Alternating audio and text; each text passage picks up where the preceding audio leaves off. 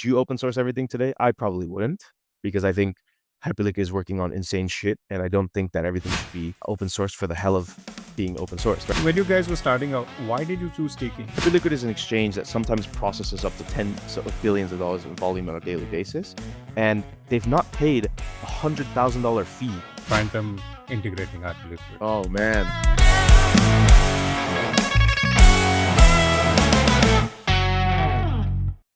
Welcome to the Deco podcast, where we bring you stories from founders and investors in Web3. Before we get started, this is not a financial or legal advice. It's just a conversation about things we find interesting in Web3. Views expressed are our own personal opinions. Deco members or guests appearing on the show may have positions on assets they talk about. All right. Welcome to another episode.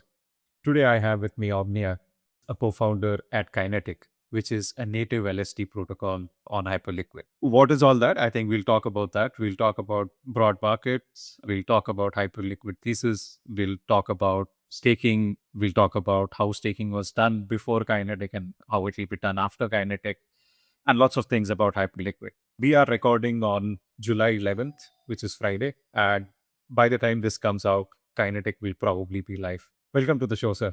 Thank you very much for having me. All right, let's start with the launch, right? I mean, just 4 days away. How are things panning out? Yeah, very well. The reception has been really humbling, to be honest. We've been excited about it for quite some time. I'm not sure if I've ever publicly stated, but Kinetiq has been in development for close to 10 months now, if not slightly longer.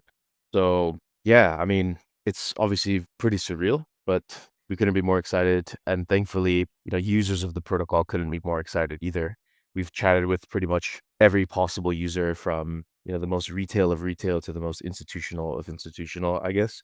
So yeah, like, the offering has been crafted with a lot of different parties in mind. And yeah, we think we've built the most balanced solution, as well as obviously something completely on chain, which is very exciting. So yeah, I mean, could not be happier, to be honest. The team's extremely excited, and yeah, I echo that on behalf of all of them as well. So yeah. Awesome. We'll get into all of that, but if we don't talk about like broad markets, I think it would be disservice to Bitcoin, which is sitting at all-time highs. Hype is sitting as all-time highs. That's right. Yeah. What do you think? I mean, pump fund, token sale, etc., etc. What are your thoughts? Yeah, I mean, honestly, the most exciting part about the pump token sale for me is the fact that there's a hyperp on it. And hyperp, for those that don't know, is basically like a Hyperliquid only perp. It's essentially the Hyperliquid's pre-market, effectively, if that makes sense. And that's attracted a pretty insane amount of volume. To my knowledge, in the initial 24 hours of trading on this thing, it's been, very interesting, to say the least. There's been like, over $150 million in the first 24 hours, a subsequent like $90 million following that in the following day. So yeah, it's been really interesting so far. But anyway, like, to me personally, I may be like the worst control for this, because that token sale itself doesn't like phase me by any means, whether it's like in the like a positive or negative. I'm happy for them. We spoke with the pump team a long time ago, before anything Hyperliquid related. For those that don't know, we came to Hyperliquid in May of 2023, so it's been a little over 2 years now. So anyway, very excited for the pump team. Very, like, I think that they're great in terms of what they've been able to accomplish. But in other words, the point is, I'm not a buyer, I'm not a seller, I'm just a perp enjoyer, I guess you could say. So that's pretty much it, right? Like, that's me on that subject. Awesome. Makes sense. So you mentioned that you've been building on Hyperliquid like May 23, right? So what was your thesis then? How has the thesis evolved since then? And pretty sure that there were alternatives available back in May 23, right? Yeah. Probably Solana. I mean, today it seems like consensus, but pretty sure back in the day it wasn't. For sure. So yeah, like, what was the thought process behind choosing Hyperliquid and committing to it like longest time? I mean, I think a couple of years in crypto is like really, really long time, right? It is a long time, yeah. I guess so my co-founder Magnus and I, we have a third co-founder as well, Justin, and Magnus and I are more so traders, and this is kind of how we got attracted to Hyperliquid in the first place. And of course, at the time, it wasn't anywhere near what it is today, but I can't say that we actually had a thesis. To be specific as to what happened, May of 2023 was obviously a very, very boring time in the market. And, to the point where, we were listening to a podcast. I mention this pretty often, which is funny. This podcast called Flirting with Models. It's a quant podcast. and not a fault by any means. Like, yeah, it's really great. Yeah, really, really great. Fantastic guests. And that was the first encounter I had ever had with it. But point being that we had accidentally stumbled upon it, and then both of us basically like listened to it. And I think this was the first podcast that Jeff had ever done. I know for sure on Hyperliquid, but the point being that somehow that thing still has like less than 10,000 views, which is insane because I think it's the most in-depth podcast even to this day that I've ever heard, Jeff on. So it was a really inspiring podcast because like it just kind of showed like how deep, Jeff's understanding of market, micro and macro structure is ultimately. I even listen to it every so often. Like I listened to it twice in the last month, right? Like it was just pretty mind-boggling. And obviously, again, very different time in the market. But the reality is we had no thesis, right? It was just like, okay, it's very obvious. This guy's very smart, but that wasn't necessarily enough to start using the platform, to be completely honest. Like what ended up really happening was, again, like I said, very boring. To be honest, the initial thoughts was like, do we even join another Discord, right? Like I remember vividly thinking to myself, like, is it worth the mental energy joining another Discord? I haven't done this for a while. Should we do it again? Anyway, so joined. And then of course, like there was another barrier to entry, which was like getting a code to start using it because May was the month that HLP went live. But during this time until October of 2023, it was closed alpha. So you needed a code to join. I was like, fuck, like we went through this mental kind of gymnastic of like, do we join this Discord? And then now we need to go through, oh, do we find a code?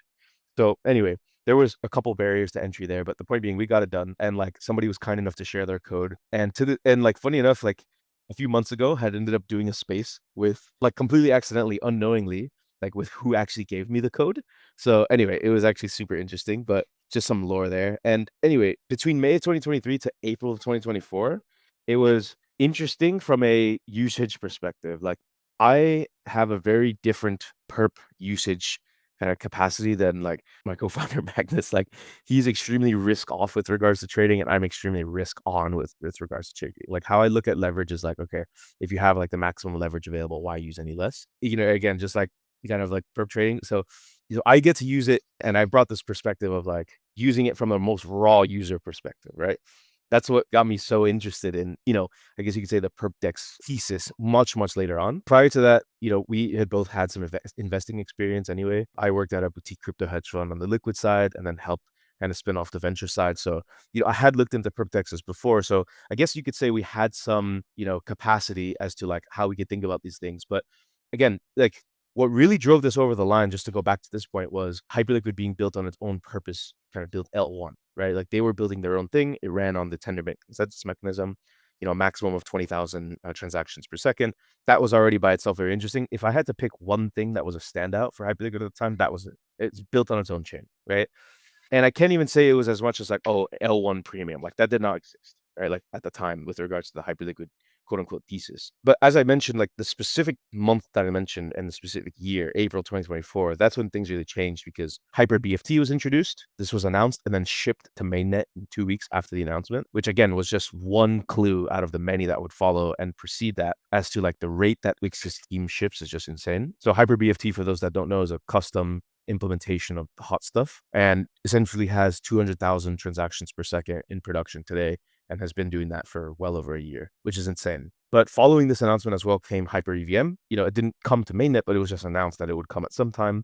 That followed 10 months later in February. So that was, again, very interesting and really started to create this, wow, okay, this is very different than what we've used for the last almost a year. Hyperliquid is not just a perp dex, it's becoming something very, very different. HIP1 and HIP2, for those that don't know, is like a native spot token functionality on Hyperliquid, and HIP2 being a what we call hyperliquidity, which is essentially like your own built-in market maker, a very underrated part of Hyperliquid. We're also just things that for us, we're like, wow, okay, this is a confirmation on confirmation that this is going to be very, very different. So we spent the next, I guess you could say, many months figuring out how to get as much possible exposure to Hyperliquid as we could. And then this was followed by, okay, we've met the first 3 teams that are going to be building something on Hyperliquid, on the Hyper EVM side to be specific. Those teams are Hyperdrive, Felix, and Hyperlend. These are the first 3 ever announced. There were a couple projects that spun off from the community, Hyperfun, or some know it as HFun, Vegas, a bunch of meme coins like Catball, Pip, etc. So, there's a bunch, right? But these were more like mini projects compared to actual protocols being built on the EVM side. And this sparked an idea within our team around August, September, roughly. And I remember this question vividly. Somebody had asked, like, if we have all this edge in the ecosystem, right? Like we think we know everything with regards to like how spot tokens are deployed and how points are distributed for Hyperliquid. We feel like we've not necessarily reverse engineered the mechanism, but we feel like we've correlated the amount of points that one receives on a weekly basis to how much risk one takes. And we're talking with all these teams as well, and like we just want to naturally be there, not necessarily as first movers, but just to understand the ecosystem as a community member and as a huge potential user when these do come out, whenever that is, right? Because obviously nobody knows any timelines with Hyperliquid. This for us was like, okay, like crazy light bulb moment. Somebody asked, why don't we actually do something? And then that was just like, there was an air of silence for a little bit. I was like, okay, like we could, sure. But, there was consensus around, we will only do something if it really is exciting to the core for everyone, because obviously like we're just this core group of friends. We were doing different stuff at the time, and most of us just gathered several times a week, like literally 5 times a week, speaking about Hyperliquid and having calls about like what happened in the ecosystem that day, how much points somebody got, what protocol was announced, what meme coins coming out, etc. So we were just like in every single crevice of Hyperliquid. And this question was a really interesting one because all of us had combined experience between very different angles of like the general operation. Whether it's like banking experience or prior investing experience, a trading experience, and just several other stuff that made it, I guess you could say, a sound idea if we could find the right category by which to just properly dedicate our energy to. And we essentially settled on liquid staking, particularly because of the fact that we firstly did not see something that we would ever use ourselves and still don't today, besides Kinetiq, then hence the creation of Kinetiq. And, two was it off the back of a really successful LST, you could build really great infrastructure for the ecosystem as a whole. So this was exciting enough for us to actually put our brains together on what would become Kinetiq. And again, as mentioned, there was enough operational experience on the team across several other prior experiences to make sense out of what would now become, what we believe is the native liquid staking protocol for the ecosystem. So I know that was a long introduction and kind of lore background, but I hope this helps. No, no, this is brilliant. I mean, there are several branches to go off Yeah. for me from here, Yeah. but I would go a little bit on the technical side because I'll tell you what, a couple of weeks ago, I met a bunch of folks here in Mumbai and met a developer, and he was telling me that Hyperliquid's architecture is kind of complicated. There are two kinds of blocks and finalities and whatnot. So, can you tell us a little bit about that and why that was the choice? Yeah, it's a good question. So Hyperliquid is very unique from a technical perspective. Indeed, like I have to agree. And this is what makes infrastructure deployments on Hyperliquid rather complicated. And, for those with, I guess you could say, the technical touch to see, Kinetiq was built in a way that required us to build a lot of custom infrastructure, like our own indexing, our own APIs for pretty much everything, leveraging the Hyperliquid technology like read precompile and CoreWriter system contract, on top of the fact that, we had to toggle between, do we use small blocks or big blocks on the EVM side, right? So like it is understandably very complex, but when you understand the big picture, it starts to make more sense. So Hyperliquid initially began as a perp dex. I cannot disagree with that initially, but like, many people may still call it this today or called it that recently. That died in early 2024, in my personal opinion. And I believe objectively this is true. The reason I say this is because Hyperliquid, with the introduction of Hyper BFT and the native spot component and the announcement of Hyper EVM, kind of chartered a path to becoming more like a decentralized version of a proper exchange, right? So it became this, again, what I believe a proper exchange, because you have a native spot offering, then you also have the perpetual future trading, right? So that's what Hyperliquid became at that point. Now, with the introduction of EVM in this February that passed, Hyperliquid became something entirely different, right? It became an exchange with a corresponding, or I guess some would say parallel or adjacent or whatever you want to call it, smart contract platform that wasn't necessarily tied with the exchange component yet, besides sending between one contract and another that would then credit the balance to either side. So still a little bit, I won't say janky, but like still far better than the existing solutions between a centralized exchange and their corresponding L2s, because you're depositing from like, I guess you could say trading or like interacting with a completely off-chain environment, and then going to the on-chain one once the off-chain environment credits your withdrawal or deposit, right? So it was still better, but of course, from a user experience perspective, not necessarily there. Now, what was just done this past weekend is the, I guess you could say, network upgrade that enabled what we call CoreWriter. This system contract essentially allows one to read the balance using what we call the read precompile on either side. So the hypercore component and then also the Hyper EVM component. And then using CoreWriter, you get to then write to the blockchain and then conduct some sort of function, whether it's from a smart contract or EOA or anything really, on either side in a essentially permissionless manner, right? So this is what takes Hyperliquid to a completely different level. I call it the holy grail because no exchange has been able to reach this kind of, I guess you could say, composability with their corresponding L2s. Yes, they can support it all day long, but the point being that this is like complete and not necessarily atomic yet, but it is complete composability between the exchange component of Hyperliquid and the smart contract component. And like I said, this is the holy grail in my opinion, because Coinbase with Base, Kraken with Ink, Binance with BSC, this is some kind of parity that they've all wanted to achieve. They've poured a ridiculous, untold amount of money into this, and it has nowhere near as much, I guess you could say, composability as Hyperliquid's Hypercore component and EVM side. So this is what enabled Kinetiq. This is what enables money markets on Hyperliquid to now use the order book for liquidations. This is what now enables Hyperliquid spot markets to act as oracles on the EVM side, which is insane. I mean, this is a massive infrastructural accomplishment that I think is still extremely underappreciated. So I hope this gives some background. Yeah, 100%. So when you say that it can write to both components, what exactly do you mean? Yeah. And again, big blocks and small blocks, I think that is something that's not clear to me yet. Yeah. So on the big block and small block side, my understanding of it, not being the most technical, but I would say technical enough to go into this is, you can think of it as like two mempools essentially, where there is like a fast block component with a really small gas limit, which makes things like, I remember a protocol called Liquid Launch having issues with this because there wasn't enough of a gas limit to properly get transactions through, but it is much faster. I believe it was 2 seconds at first, and then that time was halved to 1 second. So today, small blocks are 1 second. And I don't remember the gas limit top of mind, but it is small, right? Hence the terminology small blocks. And then there's big blocks that have a much larger gas limit, but they take a minute. So that is kind of the dual architecture. Now, do I understand its reasoning behind this? Not necessarily. I mean, again, the Hyperliquid team doesn't go into this with anybody. But since the earliest days of Hyperliquid, something that we realized with just basic pattern matching is that the team has this unquenchable thirst for, I won't say perfection, but just ridiculous performance and throughput. So Hyper EVM with 7 transactions per second today is not necessarily attractive, especially, when comparing to the likes of other EVM type chains, which again is not really the point of Hyper EVM.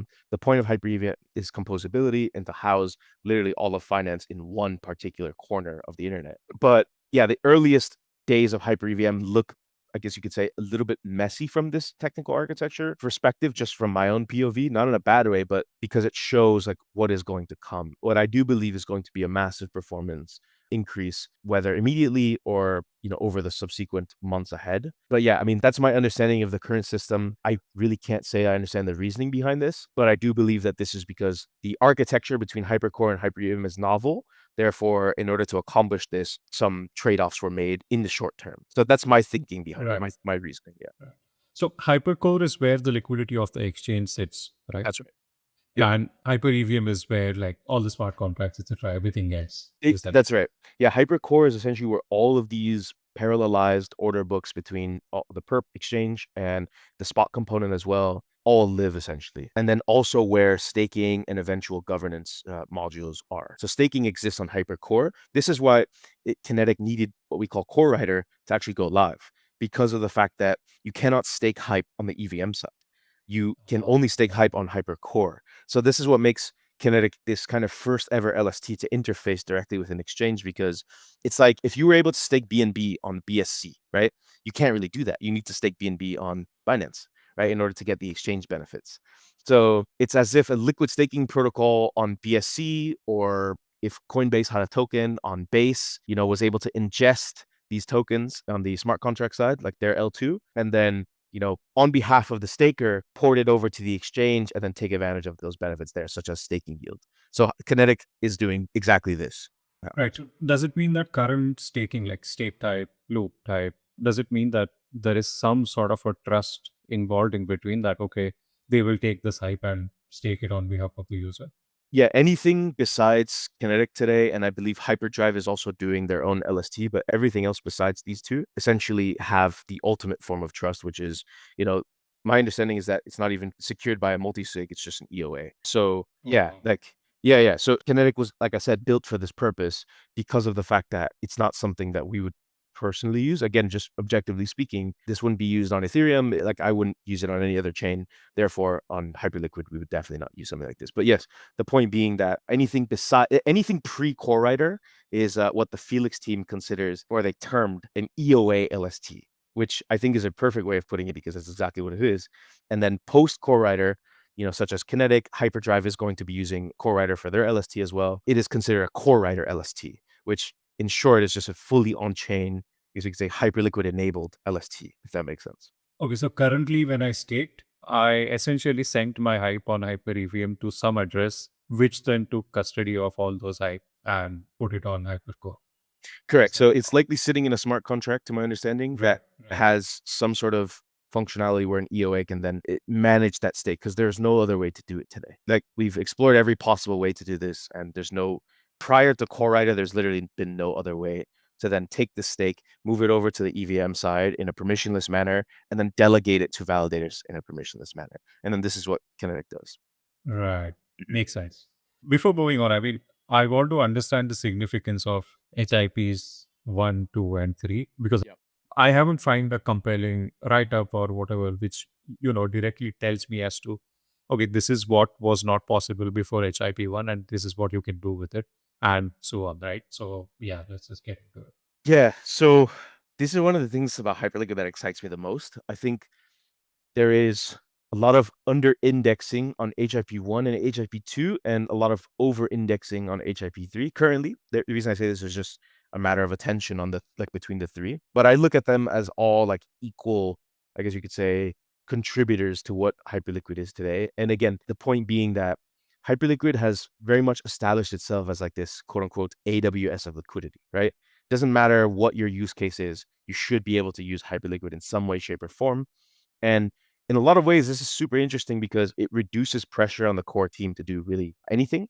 Whereas, in every other L1 ecosystem, for the most part, besides Bitcoin, there is a particular reliance on the contributing team or foundation to push updates every, ABC, XYZ amount of time that will then enable some sort of, I guess you could say, new cohort of products or something like that. Whereas this is built in mind with people should just be able to build this architecture, like build on top of this architecture and do whatever it is that they want, right? So to dive into each of them specifically, HIP1 is effectively the native token standard on Hyperliquid. You partake in a Dutch auction that runs every 31 hours and has a floor price of 500 hype. So it used to be in USDC, and this minimum USDC was 10,000 USDC at some point, and then recently it became hype. And this was something that when it was USDC, they stated it would eventually become hype, and it now has. Now, essentially, when you partake in this option, it is, in my opinion, a pretty insane offering because we all know how much centralized exchanges, drift from the open market and particularly from businesses, right? They don't just stop there. They go into bragging about how much yield they are able to pass on to their stakers because of what they grift from teams who are paying exchanges ridiculous amount of fees in cash and in tokens, right? So Hyperliquid basically is the ultimate middle finger to this because in order to secure an exchange listing, a spot listing on Hyperliquid, all you need to do is partake in this auction and win with whatever amount of hype it costs. So the interesting part about this is that it starts at 500 hype, but every single time it is purchased, like the auction is won, it will double from the last price in terms of it'll open, the 31-hour period will open at double the last purchase price. So if the last purchase price was 500 hype, then the next one will open at 1,000, and if so on and so forth. So my thesis last year was that we will very quickly see multiple 6 and eventually 7-figure token purchases essentially on Hyperliquid. And in like a 1 or 2 week period, it went from like a floor of $40,000 or $50,000 per listing to, doubling for the next, I don't know, 9 days or something, all the way to like $995,000 that a team paid for a listing, right? So again, the point being, this is still 1/5 the cost of a Binance listing in cash, not even factoring in tokens, right? So even if you pay $2.5 million to list on Hyperliquid, you're still going to be way more capital efficient and still save way more money. I mean, yes, can you talk about the distribution point? Sure. But the point is, it is a racket, is my personal belief at this current time, and Hyperliquid is a massive, massive thorn in their side because of this. So that is HIP1, and what comes with that when you win the auction is, of course, a listing on Hyperliquid, like the chain itself, right? So you cannot be ever delisted. Any UI that is built on top of Hyperliquid can delist you if they want. They could choose to show your market or not, but you cannot be delisted, right? Like anybody can trade this asset, right? Like whereas on Binance or any other exchange, if they want to, they can take you off at a moment's notice without your approval or whatever. So that is kind of the interesting part that I don't think most understand. The other component here too is that basically comes with your own spot order book. Now, this is where HIP2 comes into play, because once you're deploying your spot token, because you have all the configurability in the world here, you can set the maximum supply, you can airdrop to whoever you want, you can subsequently use HIP2 to set a liquidity range for this token that can then provide liquidity permissionlessly. And HIP2, or hyperliquidity as it's called as well, basically guarantees a spread of 30 basis points every 3 seconds, right? So this is just an insane offering because of the fact that, and again, I think it's underappreciated because, we all know subsequently author exchanges, they require you to work with sometimes even their own market makers, which will then, fleece you in some way, shape, or form for various amounts of your token supply or, retainer deals. So this again is just, I guess you could say, an ode to Jeff and like the rest of the Hyperliquid team's experience in the markets, because this entire offering essentially allows teams to, if they want to, never need to use a market maker. They can have this base liquidity essentially as if it was an AMM, but on a central limit order book. So HIP2 is configurable by every single deployer. And as mentioned, the offering is a 30 basis point spread every 3 seconds that's guaranteed by the protocol, so long as the market cap is in the range that you set. It's kind of like concentrated order book liquidity. It's pretty insane. Very underutilized right now. I think there's like low figures in total HIP2 USDC right now, meaning on the bid side of every single spot token on Hyperliquid, there is, I think, like $13 million last I checked. So in other words, pretty interesting, and I think will become more and more utilized by teams. For anybody listening, I think there's a really cool product to be built on HIP2, like HIP2 kind of configuration as a service, because it is quite complex, to be honest, but teams get it done, right? So that's HIP2. HIP3 is very, very different. Now, all of this stuff leverages Hypercore, right, as a tech stack. But HIP3 essentially, I can't say forks Hypercore. It's essentially allowing you to take Hyperliquid and then create your own exchange based off of the same exact consensus mechanism, the same architecture, Hypercore, but like, again, your own exchange, right? So this is not a front end operated by Hyperliquid. This is not listings or anything operated by Hyperliquid. This is completely, out of the box exchange creation using the Hyperliquid tech stack, which again is insane, right? But the cost here is very, very different. It follows the same Dutch auction model as HIP1 with regards to purchasing your own pairs for your subsequent exchange. But yeah, it's very, very different. So to walk through it step by step, a deployer of an exchange, so this is the terminology behind HIP3 is builder deployed perps, right? So it's not just your own perp markets. It is essentially an entire exchange that you select the collateral type for as well, and subsequently becomes your pair asset for all of the markets you have. So say, we're creating the decentralized exchange, right? Decentralized needs a minimum of 1 million hype staked in order to act as a exchange deployer. Today, this is $46 million, so quite expensive. But the point being, likely way less expensive than starting your own centralized exchange with a lot less, I guess you could say, regulatory trade-offs. But anyway, the point being that, you get this 1 million hype, you stake it, and all of a sudden you are now qualified as an exchange deployer. Once you have this 1 million hype, you as the builder essentially can partake in these HIP3 markets where I believe it's 10,000 hype. I'm not sure, but we're waiting for final numbers as to the cost per pair. But you will then be able to partake in buying pairs for your exchange. So say there's 10 exchanges in existence, then all these 10 exchanges could potentially be buyers any given time in this Dutch auction to buy a pair every day, right? So it follows the same 31-hour Dutch auction period as HIP1, and then again doubles in price every single time. So if it's 1,000 hype or 10,000 hype, let's just say it was 10,000, that would cost $460,000 today per pair that you wanted to launch. So we're the decentralized exchange.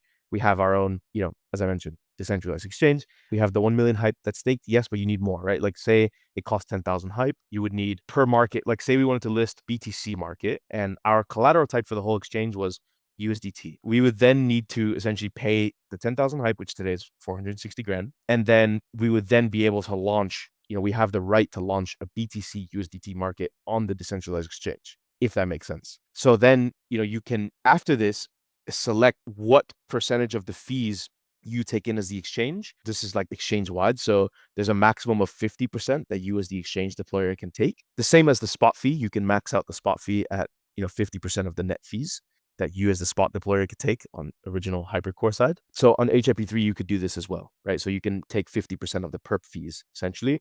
Hyperliquid taking the remaining 50%, which we all know what happens with that. It goes to the assistance fund and a very tiny portion to the insurance fund. So yeah, this is HIP3 in a nutshell. Essentially allows people to come in and deploy their own exchange on top of the Hyperliquid stack, and then subsequently their own markets per exchange, where they can also select a collateral type for the whole exchange. Now, another little Easter egg on top of this is this doesn't mean that you can only deploy one exchange. You can come up with another 1 million hype and deploy a second exchange with a different collateral type and different assets. You can deploy a third with a different collateral type and different assets, right? So yeah, the scope and potential buy pressure on hype from just this alone is pretty insane. So I know we talked about a lot here. I know it's pretty technical. It's Right. yeah. No, So yeah, just putting it all out. good. Pretty good. This is brilliant. So what happens? Like, are they also tapping into Hypercore's liquidity when someone builds an exchange on top? That's How a does really that great work? question. That's a super, super great question. So technically, no. You as the exchange deployer need to go and source your own liquidity as well. And there's nothing that stops somebody from mimicking the HIP2 algo and, as an exchange deployer, running your own version of HLP, or just your own very basic version of HIP2, where no matter what, you'll guarantee a spread of, I don't know, 5 basis points every 1 or 2 or 3 seconds or whatever on all your perp markets. But again, this requires capital. So, it is very capital intensive. One thing to note about HIP3, I mean, all HIPs are highly technical currently, but I would say specifically with HIP3 is there is a risk with regards to the 1 million hype that is backing the exchange. If there is any malicious activity, your stake can be voted on by validators to be slashed. So exchange deployers are heavily incentivized to be aligned because $46 million is not chump change by any means. So you do want to be very careful as to how this goes. Now, what is the criteria for slashing? There is none. Validators will basically, kind of approach this on a case-by-case basis, to my understanding. So yeah, that is the main points, I believe. But yeah, regarding liquidity, it's exogenous to Hypercore. But then what incentive do I have to deploy a different exchange if I'm not going to able to tap? Because I believe liquidity is the single greatest moat that these days crypto, at least that exchange can have. Yeah, So absolutely. Could not agree more. what is the incentive to do, like deploy just another exchange and manage my own liquidity and all of that? Yeah, I think an on-chain exchange out of a box is already by itself very, very exciting. And there's already tens of teams today building on HIP3.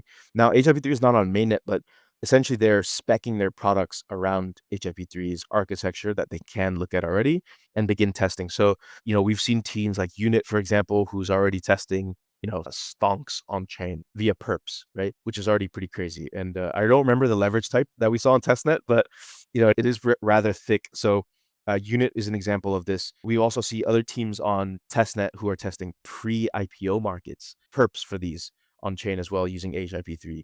So you as an exchange deployer essentially don't need to, incentive is pretty large in the sense that, you don't need to cozy up to some sort of ecosystem foundation to get their blessing and then like launch your own entire product there. And you may not even know if the on-chain architecture can support what it is that you want to do. You can have this exchange out of a box essentially. However, it is extremely capital intensive. It requires an immense amount of skill and expertise in like managing markets as a whole. There's stuff like, are you going to have an oracle? Do you need an oracle? You don't technically need one. Jeff mentioned in a recent podcast, I believe it was Chopping Block, where if you choose to not have an oracle, you don't need one, right? People can run prediction markets using HIP3. So an entire exchange, Kalshi, for example, can run on it. Polymarket can run on it if they wanted to, and any other prediction market subsequently. So yeah, just really cool stuff can be accomplished here. So the incentive I would say is, do I think every single HIP3 exchange is going to win? Not necessarily, but it's also similar to the current exchange landscape as a whole. It's like not every single one wins, but they may have their own offerings that make them, each unique, first of all. But it's also like tokens, right? Like not every token is going to win in its category, but I think if you have an incentive to do something really unique, and if there's people to trade it, which there is on Hyperliquid, you have an incentive to essentially tap into, the existing, I guess you could say, talent pool. I mean, or trading pool.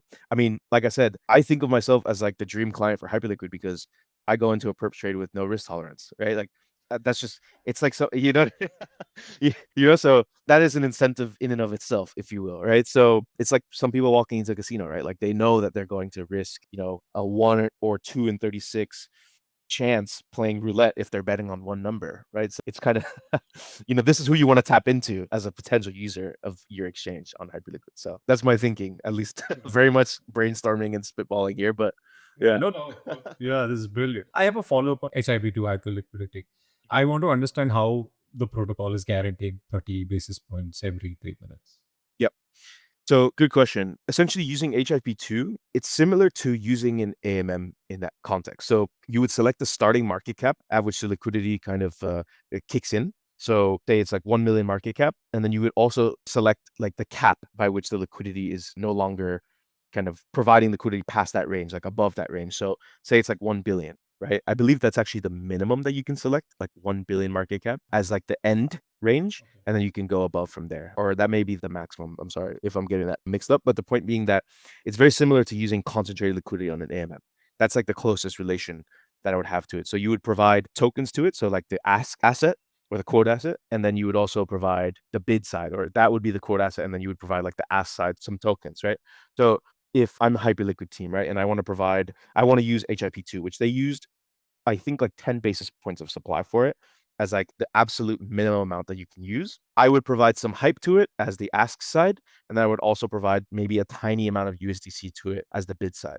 So HIP2 works in a pretty interesting way where, like, if you're launching a token that say like 1 million market cap, effectively just stacks up all these asks that people can then buy into, and then it takes the USDC from the proceed of a trade and then sticks it on the bid side.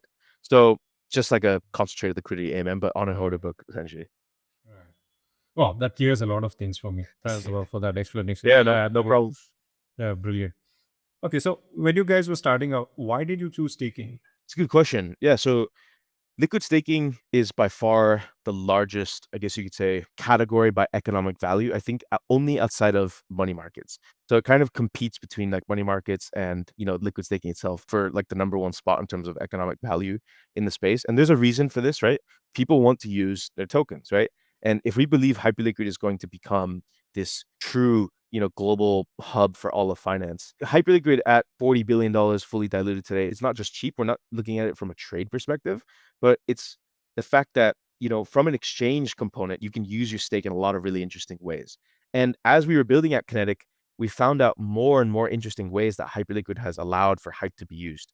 So HIP3 is one of them. Staking referral tiers is another one. So, an LST for Hype by itself is essentially a Trojan horse for us. There's a lot of other stuff past the initial horizon of launching Kinetiq next Tuesday that is, awaiting essentially. So Kinetiq is unique in the sense that, yes, we are a liquid staking protocol, but our vision for it is something beyond that as well, like true like stake optimization for Hype in many other ways outside of just K-Hype, which is our LST.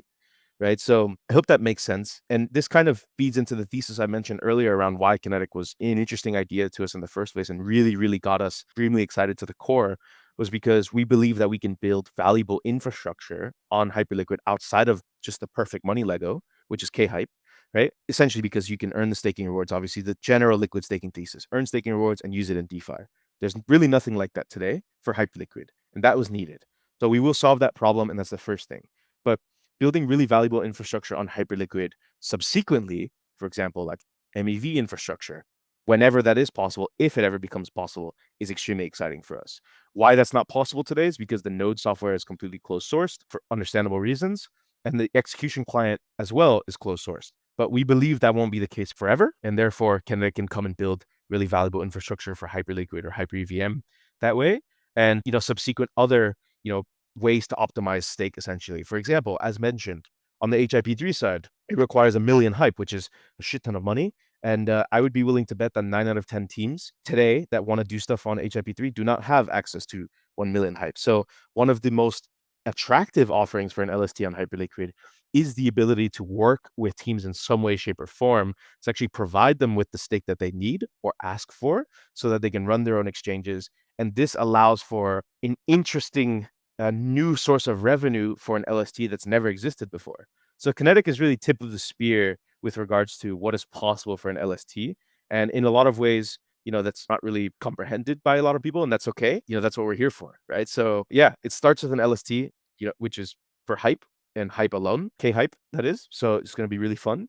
And we do believe that this will be like the perfect money Lego for hype as an asset, again, because you need to unlock the staked hype that exists. I mean, there's billions of dollars worth that are, just essentially sitting there, but cannot be used in hype DeFi. So that's obviously exciting by itself. Several nine figures in the unstaking queue already, kind of preparing for our launch, which is really nice. A lot of stake getting unshuffled, or shuffled, I should say, on the EVM, preparing for Kinetiq's launch. So that's obviously extremely humbling, and honestly, we could not be more excited. But the point being that, yeah, this is just like current horizon, right? It very much expands post-launch as well. I think you touched upon something that I anyway wanted to talk about. A lot of people say that it's not decentralized and, the team is operating all the validators and whatnot. Right. Yeah. Yeah. What's up with that? Yeah, this is so silly. So Hyperliquid does have some centralized components. I'm not going to argue that. Every chain has at the beginning. Every chain. Right? Why should Absolutely. it be any different? I mean, yeah, I think there's so many chains still today that, I don't know, like maybe just like preach about like the amount of blobs that they post or something like that, but still runs like the most centralized sequencer on planet Earth. So it's like, Yeah, there are still local fraud proofs, right? yeah, exactly. We've been talking about it since forever. If you had fraud proofs, like that would be a different case. Like you could have a centralized sequencer and whatever. Yeah. But until then, you can't really say much about anything else. Yeah, that's right. I mean, and like Hyperliquid has this interesting kind of dynamic to it where, those that flood it in one shape or another, tend to have this really sick capability to move the goalposts in a way I've never seen before. And that's okay. That's actually completely expected because Hyperliquid's doing something that's never been accomplished before. It's been attempted, maybe, but like not necessarily anywhere near accomplished at this scale, let alone with what lies ahead. So to touch on a couple points, right? Firstly was the fact that Hyperliquid was ran by 4 validators or something like that, and that absolutely was true. But they began to open this completely. They initially had what was called the Genesis permissionless validator set of 11 validators. This included tons of teams, essentially from HFTs to just independent validators. These are people that are doing it at their own free will. They are either losing money or maybe breaking even running a validator on Hyperliquid. Like nobody makes money doing it, at least today, right? And anybody can dive into the business model. There's absolutely zero money to be made from that right now. So everybody's doing it out of their own goodwill, right? So that's important to note.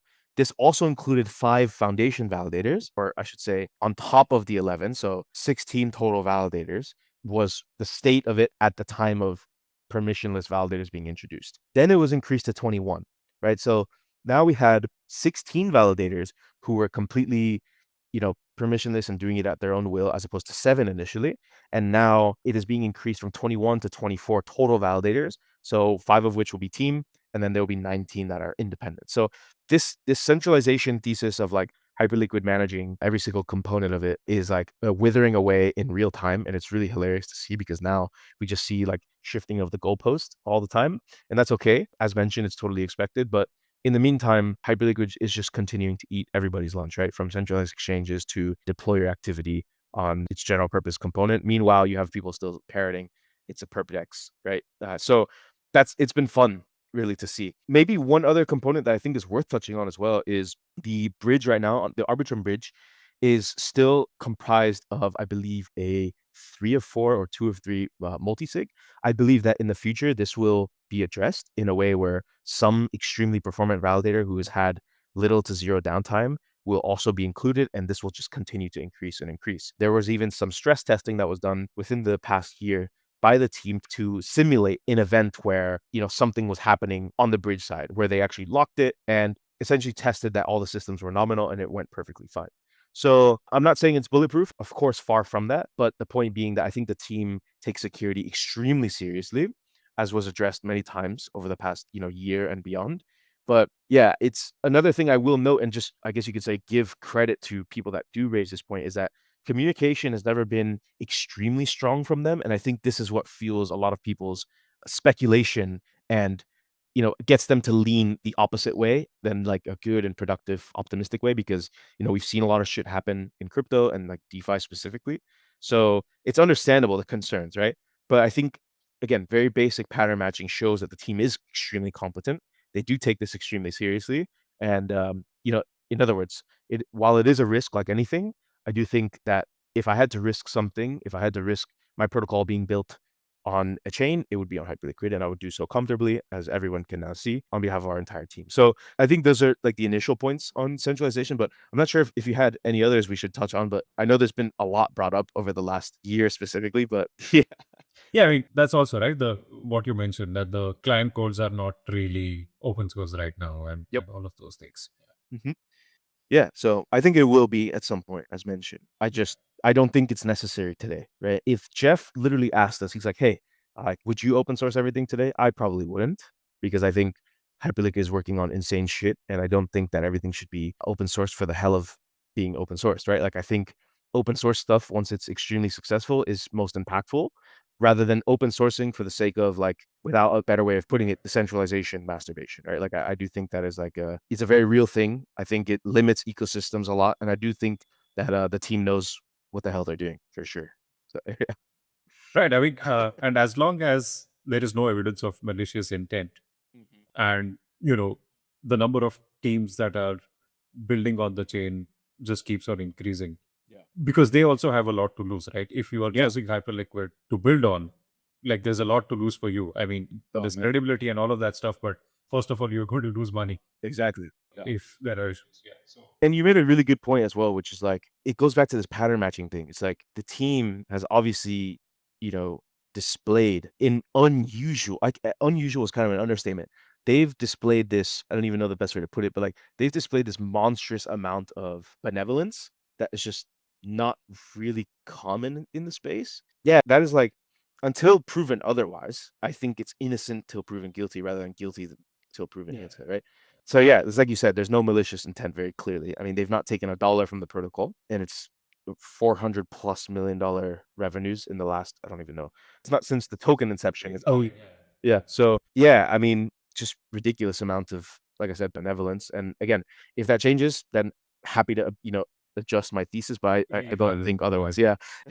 in terms of like the institutional support, right? I mean, whether it is custody and all of those things, what is happening on those sides? Like, are you guys also working with some institutions in terms of readying these pipelines? Because today it is 40 billion, tomorrow let's Yeah. say it is 100 billion and above. There's going to be all of those things, right? I mean, Yeah. institutions will evaluate whether the plumbing is of right kind and whether they have qualified custodians Yep. custodying hype and all of those things, that whether staking is available with them and so on. So Yep. what is happening on that side? Yeah, that's a really interesting question. So, for those that aren't aware, the Hyper Foundation plays this really insane role of a backseat kind of, I guess you could say, guide, right? They build architecture with the intention of it being used. They don't build things like, for example, the native Hyperliquid multisig. The UI for it is really horrible, but their comments on this are, okay, we've built the functionality, anybody can come in and build a better UI for it. So there are teams literally doing exactly this. So they don't care about hyper optimizing how somebody approaches the Hyperliquid stack. They want to build the architecture. They want to build the rails for people to do this on. It's like an immense amount of opportunity for those that want to take it, right? So this extends to every single component that makes Hyperliquid what it is. And to give an example of this, Hyperliquid is an exchange that sometimes processes up to tens of billions of dollars in volume on a daily basis.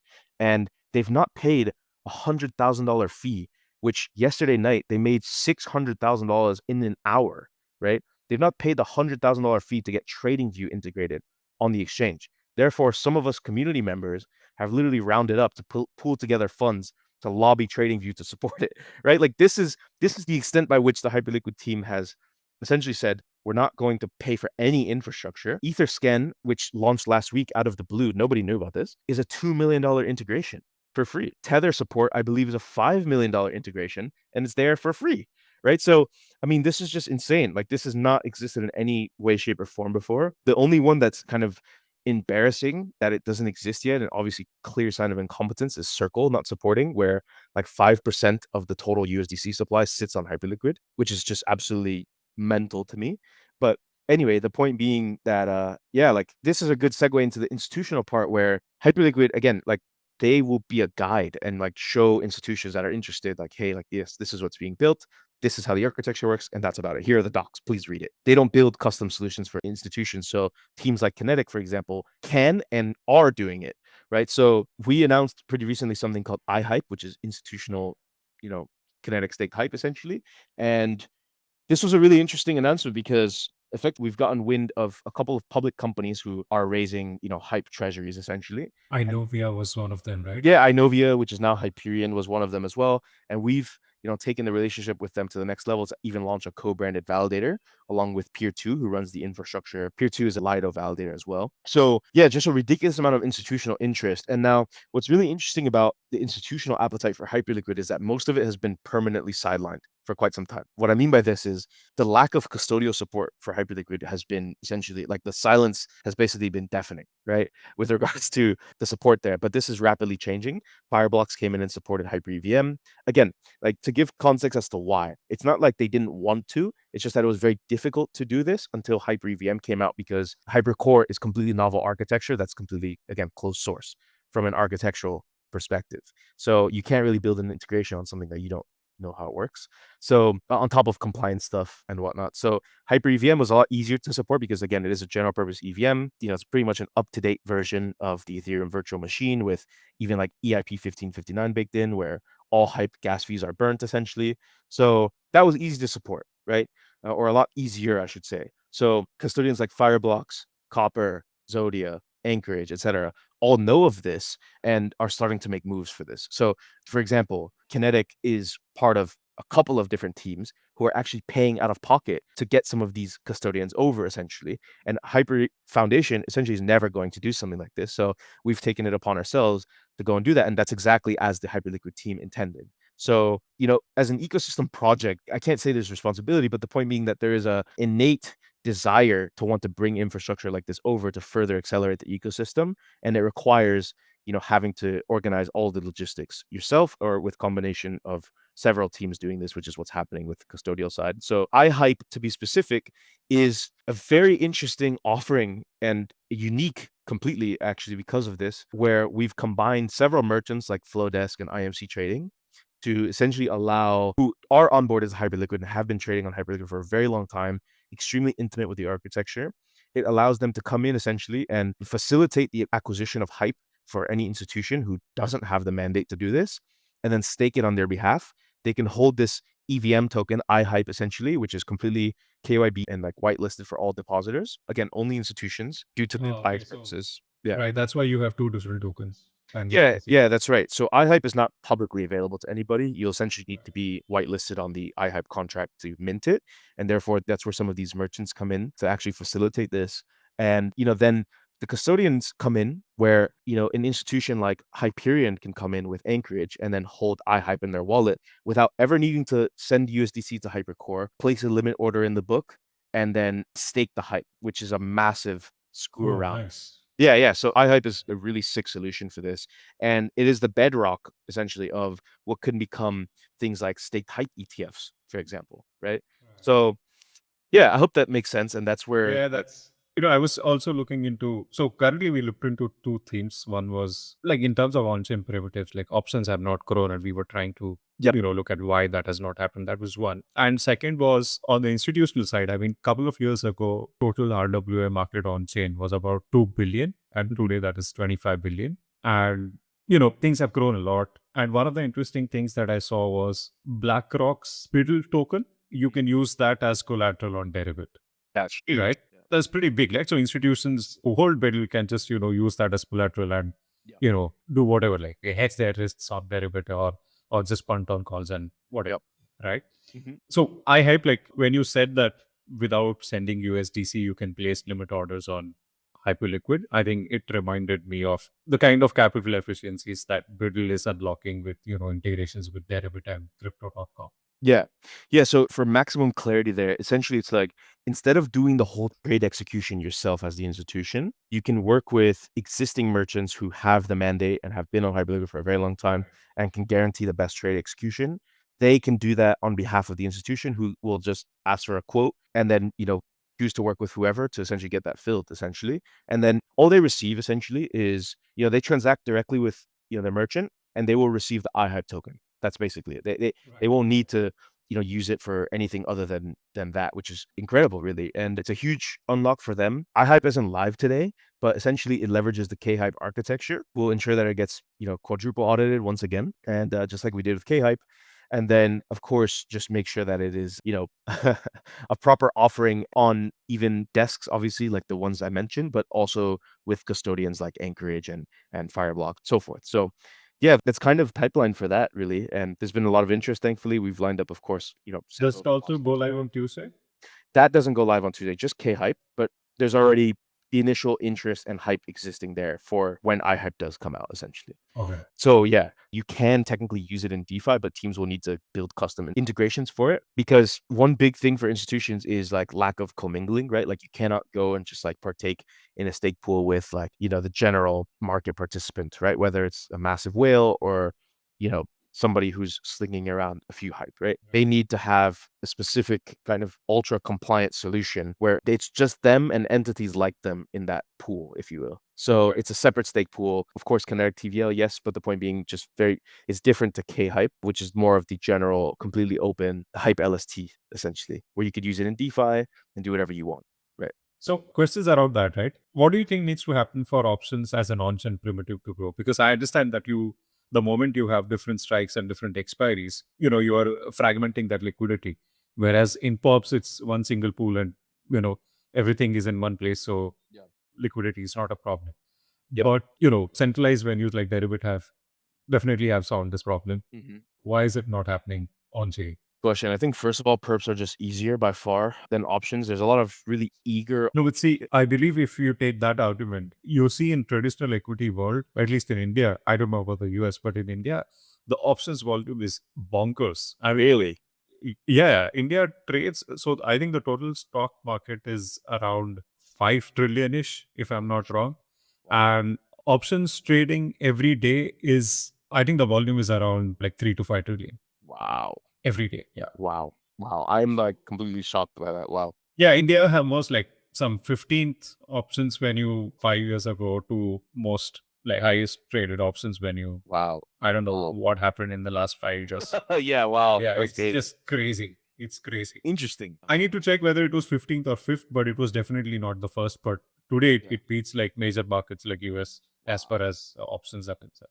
Yeah, I'm taken aback. Wow, interesting. So I think on chain perps has been more available because of like this pooling model, and I think like options that also kind of exist. But I think first of all, like to have like an insane options offering on chain has been extremely difficult with pre-existing architecture. Like, I don't know, 14 transactions per second on Ethereum. Yeah, that's been pretty difficult. On other chains too, like I think there's also like a level of sophistication that doesn't really exist on chain compared to in major markets that are more accessible for the everyday user. I think that's changing really quickly. I think that there's a lot more sophisticated participants coming on chain that do actually want to, buy calls, buy puts, write covered calls, stuff like that. And, we're starting to see early signs of it on Hyperliquid. There are desks that already offer options on Hype, for example, which is cool. But again, this isn't happening on chain. So yeah, that's one thing to note. But one thing that I can comment on with regards to what's happening on Hyperliquid, and I do think that this will become possible, is using Hyperliquid's technology as literally the most performant order book on chain for all types of trading as a central venue by which to essentially like, create a sick options offering is probably the best shot we have today, with no question in my mind about this. And there are two teams I know of that are currently live on Hyper EVM that are able to facilitate this. One is called Risk, that's doing covered calls. And then the other one just deployed is called IVX, and they're doing 0 DTE through AMM style liquidity, to my understanding. So yeah, it's like 400x 0 DTEs, which is pretty interesting. But again, I don't see crazy usage yet, but I am seeing like people excited about this. Yeah, but given I'm not an options geek, I would be hard pressed to give an answer as to why it's not happening yet. I would love to hear somebody's reasoning as to like specifically why, like what's missing. But I heard of a team called Hyper Delta, if I remember correctly, that is building an options club using Hyperliquid's liquidity. So I think if any serious options team, wanted to do something completely off chain, Hyperliquid is literally the only venue you could do something like this right now. Yeah, because Deribit, of course, is a kick-ass venue, but again, completely off chain, right? So yeah, I'm intrigued by this a lot. And I do think that that is, the next frontier with regards to derivatives. However, my focus is getting K-Hype integrated as collateral, right? That's my big thing. And then eventually I-Hype as well, So that's what I cannot stop, thinking about. Right. Yeah. And I also mentioned about real world assets, right? I mean, like I think currently Ethereum late step back, but whatever. I think the percentage of real world assets on chain as to what they can be is so minuscule today.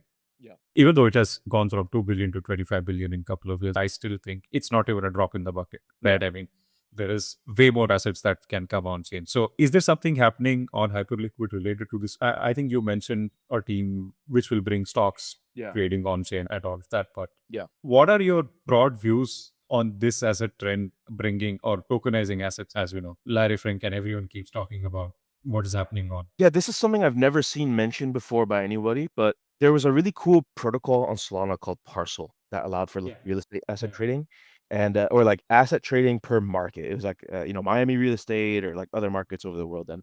And I thought this was really cool, but I think somebody could kick serious ass doing it on Hyperliquid, Like I think that would be insane on Hyperliquid. With regards to asset issuance on chain as well, I think this could also be done on Hyperliquid if I had to, bet on it being done. I have not seen anybody doing it, but I do believe like if you were to tokenize a home or if you were to tokenize a company or something and then issue the shares on chain, doing it on Hyperliquid is going to be the best place to do it. Now, the reason I say this is because you can also work with teams who are doing HIP3 related exchanges to actually get perps for these markets as well. Maybe not for an individual home per se, but like for a company, that makes perfect sense. For a general real estate market, that makes sense. Commodities, that makes sense. I've talked to a team who wants to like tokenize gold or like tokenize a uranium or tokenize like a mine somewhere. Right. And then, do this type of stuff, like issue it on Hyperliquid. So these have been interesting offerings. But the point being, like, I'm also not an insane RWA expert by any means. So I can't name tons of protocols that are like kind of like a part, like leading this category. But I do believe like Hyperliquid will be the place that they should, if not already, are thinking about, issuance and ensuring that perps for the assets that they have gotten issued exist, right? Like this is like my underlying or predominant thinking around RWAs in general right now. There's this cool thesis around Hyperliquid where it's like it's going to be the platform that you could perp everything, right? Yeah, that's kind of how I look at it, which is interesting. Robinhood's and Coinbase's entry into the perp arena is an example of this in my mind, where everything will be perp, if that makes sense. But yeah, man, I wish I could think deeper right now about like the potential implications of RWA issuance and trading on Hyperliquid. But I do believe in the venue for it, right? That's for sure. All right. I mean, one of the big news I think this week was Phantom integrating Hyperliquid. Oh man. Yeah. Yeah. So how does that happen? Like, who does a Phantom pitch it to Hyperliquid? How do these things happen? And like, are there more big consumer products that are trying to do this at the moment? Super good point. I mean, man, like we could literally do this for days because of like how big the Hyperliquid offering has become. But so I'm really glad you brought this up because I knew there was something big we were missing. So the builder code thesis for Hyperliquid is, in my opinion, alone worth $100+ billion today. And I'm not saying this as somebody who can properly value things. I'm just saying it as somebody who has seen, way worse shit valued at like 400 billion. Right. So that's the lens by which I view this. But anyway, the point being that the adoption that Builder Codes has drawn is unreal. And Phantom is arguably the largest, if not the biggest by far, to integrate them with 15 million monthly active users. I mean, it's really insane, the potential for Phantom just generate insane money. As of today, they've made $30,000 already in fees from this. And you can track this all on chain, which is really nice. But anyway, further as to how this was possible, which is your actual question. So Hyperliquid has what's called builder codes. And this is one of the things that makes it the AWS of liquidity, right? Essentially, it is a few lines of code, if not less, where you can tap into all of Hyperliquid's existing liquidity. Actually, okay, so I talked about this recently, and like I try not to be too aggressive when talking about this because I have very, very strong views. But there's no business on earth like Hyperliquid today where they have essentially allowed for all of their liquidity to be exported with a few lines of code, and they charge builders nothing for it. They charge builders 0% for this. There's no rake, there's no, hidden fee, there's no catch, there's no blessing you need from Hyperliquid to do this. There are over 100 teams today who have either implemented or are actively implementing builder codes on Hyperliquid that have publicly announced, and even more that probably have not been announced. So what the hell does that actually mean? So as I mentioned, and just carrying the torch here further, Hyperliquid today has over $4 billion in USDC and TVL on the platform, right? This is on Hypercore. This is like either liquidity in trades, in bids somewhere, or just sit in the account completely just unutilized. But the point is it's there. All this liquidity is there. And the platform does the numbers that everybody sees, several $1 billion, if not more on a daily basis, and obviously the revenue that it generates. So builder codes allow Hyperliquid's liquidity to be exported, as I mentioned, with a few lines of code, but taken into jurisdictions that may otherwise never be served. For example, in India, as you mentioned, if somebody wanted to build an exchange in India, they don't need to tap into Binance or OKX or some other exchange that is globally available and has similar programs, but has a fraction of the potential, I guess you could say, ease of use than Hyperliquid's builder codes. So Binance as an exchange does have a program where I guess other exchanges can actually tap in. I forgot the name of this program, but the point is other exchanges can tap in. And obviously, I'm sure there's an insane rake required for this, and they don't just let anybody do it. So it's definitely a club that 99.99% of participants are not in, right? Hyperliquid basically, once again, you can see the pattern here from this entire episode of like team's benevolence, right? They've essentially allowed people to just come in and do this without any sort of permission, right? So you want to launch an exchange in India, you can actually do that and be essentially ready, set, match with $4 billion of liquidity immediately and just build the UX however you want to serve the Indian market or any subsequent, geographical jurisdiction. So this is the power of Hyperliquid. Today, the way it's mostly being used is through already existing kind of on-chain rails. So Phantom is an example of this. People who just have idle funds sitting in their wallet on Phantom and may go to an exchange UI to trade. They don't need to do that. They could just do it on their Phantom wallet, which is insane, right? So this is the offering that is builder codes where, again, as I mentioned, it's liquidity in a box, essentially. And for teams, it's just an insane offering. I mean, it's mind-boggling. It's like the actual complete one-to-one translation in a conversation about builder codes is if I gave you $4 billion of liquidity today, I'm not going to charge you anything for it. And you get to make a maximum of 10 basis points per perp trade and 100 basis points per spot trade on this. Would you take it? And if the answer is no, then there's something wrong. But the answer is starting to become yes for a lot of people. And a lot of people are starting to realize this. But the point is, this is an extremely, extremely underappreciated component of Hyperliquid that is rapidly changing. So yeah, that is the builder code thesis in a box from high to low. Is it like parallel to builder deployed perps? Like, if you want to use this liquidity, you use builder codes. If you want to bring in your own liquidity or do whatever else, you use take builder builder code. deployed. Yeah, you use HIP3. Yep, exactly. Yep. Okay. If you want to use the tech stack, like just the tech stack, and you handle everything else, all the asset issuance, all the market operations, all the Oracle selection, et cetera, you use HIP3. High cost and high barrier to entry, and obviously requires an insane amount of skill. But the point being that you can take 50% of all the perp fees, right? Like no questions asked. But if you want to use Hyperliquid as is today, be at mercy of how Hyperliquid listings or delistings on the spot side, on the perp side, etc., use builder codes. That's it. It's like no barrier to entry. It doesn't cost you anything. It just costs you the time and energy to build whatever front end you want for it. Or a company like Phantom, which is genius of them to do, by the way, can just integrate it right then and there. MetaMask not doing this is insane. And every There's a wallet. pattern there. Exactly. Yeah. There is a pattern there. Exactly. So MetaMask, as an example, Rabby should do this. Every other wallet on planet Earth. Every wallet should do this. Every wallet. Why not? I mean, Yeah. So that's builder codes in a nutshell in a few minutes. Like in terms of listings, you mentioned listing, right? So org listings and spot listings, I believe spot listings are handled by unit. Is that So good question. Spot listings are permissionless. So unit comes in and they acquire the ticker for whatever it is that they want to list. So BTC, they acquired UBTC, they acquired ETH, USOL, UFART, etc.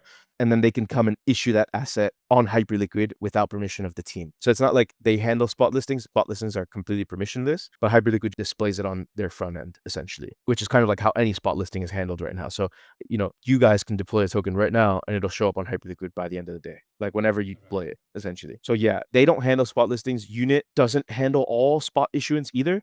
Unit is insane because of what they've been able to allow, where people can deposit native BTC and then get this issued on Hyperliquid. Yeah, exactly. Yeah. So this puts Hyperliquid right up there with a true centralized exchange offering, where on Hyperliquid as a whole, you can run the entire funding rate arbitrage trade, where you can long or short the Bitcoin perp and buy and sell the Bitcoin spot. So that has been insane. And Unit has just crossed $500 million in TVL this week, and 70 million of that was like over the last couple of days. So yeah, it's just pretty insane. And like a good point here is that a ton of Binance's trading volume on a daily basis is handled in Bitcoin as collateral. So yeah, this is an example of, encroaching on them as well. Yeah. And on the perp side, I believe there is a cap on number of listings per year, something like that. Is that still Perps doesn't have a cap, it's spot basically because each auction there's one auction every 31 hours. 31 hours? Okay. Yeah, yeah. Okay, cool. Mhm. Yeah. So That's only for spot, not for perps. that's right. Yeah, perps can be like they could be 1,000 in a day if they want, right? So And who decides which perp goes up? that currently it's the Hyperliquid contributors. So like they DD all the perps. That's why HIP3 is so crazy because that they're completely alleviated of deciding what perps get. I mean, you can decide whatever you want. Yeah. 1,000 tokens. That's right. You can. Yeah, that's it. All right, sir. I mean, this is, I think, what I had. Did I miss anything? I think that's it. I think we've covered pretty much everything. I think it's been really objective, but also with a flavor of subjectivity in there, which I think is nice. I think this has been so far the most comprehensive, show I've done on anything Hyperliquid. So I'm deeply appreciative of your time and yeah, the platform. No, it's the other way around. I appreciate that you spent like 1.5 hours with me. Yeah, no doubt, man. So, I mean, HIPs were really like, that was really an opener for me. Like, I think I understood it a little bit better today. I'm super glad. Then I've done my job if that's the case, because I'm simply a vessel for Hyperliquid, as is our platform. So yeah, I mean, I think this covers everything for me. Obviously, like it's very clear, I hope at least after listeners check this out, why, we believe that Hyperliquid will house all of finance on chain at some point in time, regardless of the time frame. It's very clear that it is very much uprooting a lot of the existing systems in crypto and like very much changing the standards in a lot of ways. I think it's affected a lot of people's economics already from a protocol design perspective, from a revenue utilization perspective. I mean, there's just so much happening, right? That is an episode in and of itself, right? So yeah, I'm really happy to have chatted with you on this today. Thanks a lot for the time. And those like who have listened, if you liked it, like give us a like, subscribe, comment, whatever, all of those things, right? Yeah. And brilliant. Look forward to the launch, and maybe like we can do it again. Yeah. A quarter or 6 months down the line. Happy to. We have more stats. No problem. Yeah, I absolutely agree. Yeah, thank you very much, man.